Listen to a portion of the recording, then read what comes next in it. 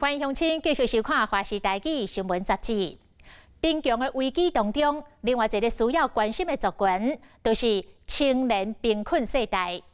根据主计总处2018年的报告，全台湾20岁到39岁468万名就业的青年当中，有高达3成6，大约有169万人，因的薪水无到3万块。另外174.7万人。薪水敢若加一点点啊，伫个3万到4万之间。若搁加上10万的就学的贷款，有真侪少年人一踏入社会，就开始排负债。就是因为排债务、薪水低，这个厝阁夭寿啊贵，互台湾青年看袂到未来，所以毋敢结婚生囝、成家立业。学者来警告，青年贫穷的现象若是无解决，将会将做国安的危机。光是还学贷就要10年，所以更不会去想到很遥远的买车买房。能不能在这个潮流活下去，我们就是只能自己的拼命游。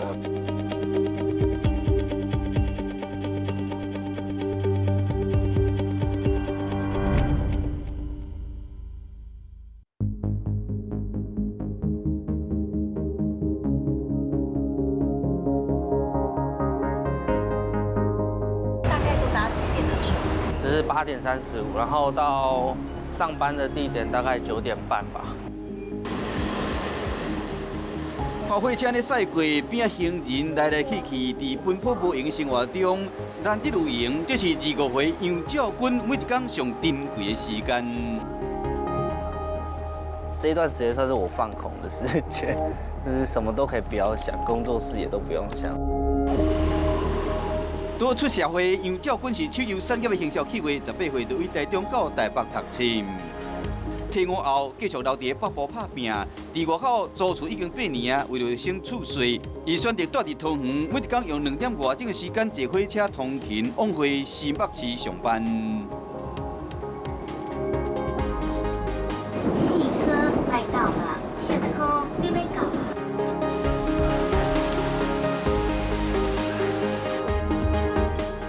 因为北部相较于中南部，机会也相对比较多。其实我在工作上是蛮开心的，但说到穷忙比较多，就是领到薪水那一刻，直接把房租啊、学贷付出去以后，你发现你剩下可能1万多的时候，你就觉得我上个月到底在干嘛？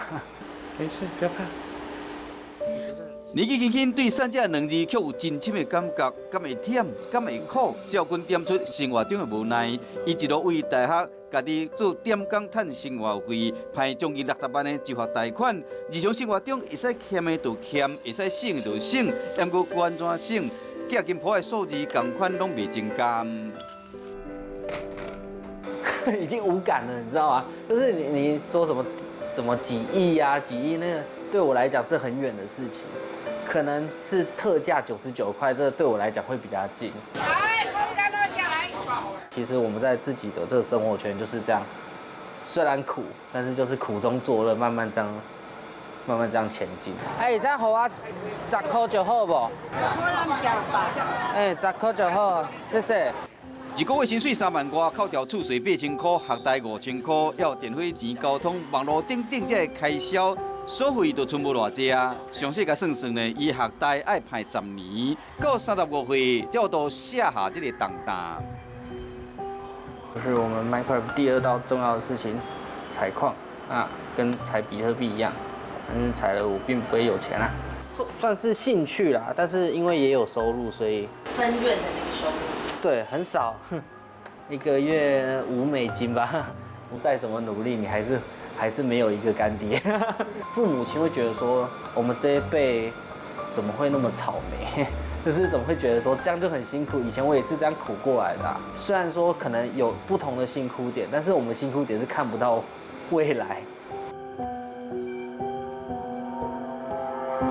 像照君这款少年人，只是这个世代里面角落的缩影。当这个物价一直起，厝价一直起的时，赚的薪水无够用，到底要安怎做，才有到拼出好前途？根据主计总处统计，2019年8月来看，台湾整体失业率高达3.89%，创下近2年来的最高点。而以正值大学刚毕业初入职场的年龄20岁到24岁来看，这群年轻世代的失业率高达13.05%，超过整体失业率的3倍。而专家指出，台湾就业市场长期存在低薪，职业类别太过单一，是青年失业率高居整体失业率的关键原因。派遣的人力，事实上是逐年在增加的。这些年轻人进到市场的第一份工作不必然是正职，但是非典最大的问题是在于，当你进入非典之后，你未来要能够转到正职的机会，相对可能也会比较弱。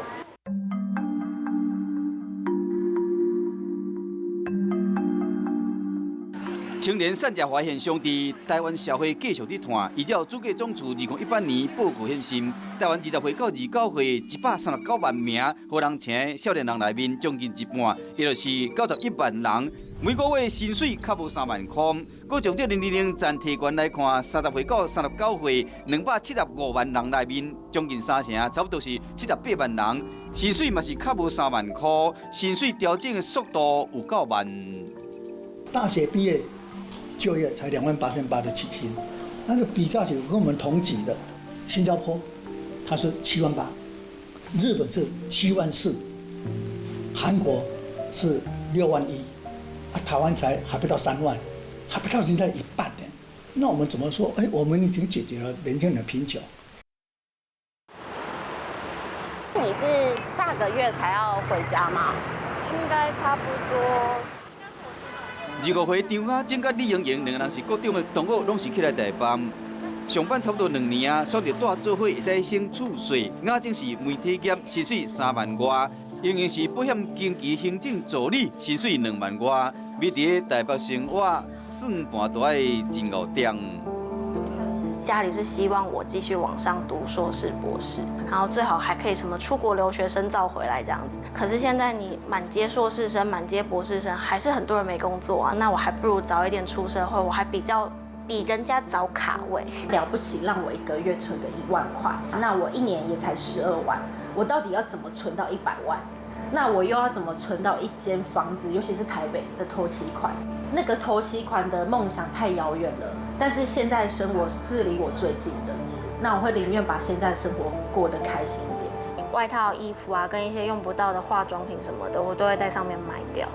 为了增加收入，雅静甲盈盈平时过兼差，有时做代买，有时会卖一寡二手物件。少年世代虽然讲有目标，也要对着未来依然充满烦恼，都惊讲干来使做无壳落嚟，伫都市漂流。 因为我读的是私立学校，然后这样带下来，其实大概也有40-50万。光是还学贷，你就要10年，所以就更不会去想到很遥远的买车买房，因为你连建立一个家的经济基础都还不到，所以你就更不会想要去很早就成家。台湾已经迈入一个叫做生育罢工的一个环境。我既然没有办法让我自己过好，我更不可能去 繁衍下一个世代，让他过得更不好，所以这就会形成一个更严重的一个恶性循环，使得台湾的人口越来越高龄化，因为出生的小子女数越来越少。青春富济，什么时阵才有法度脱贫？专家分析讲，学贷正是青年产假的关键原因之一。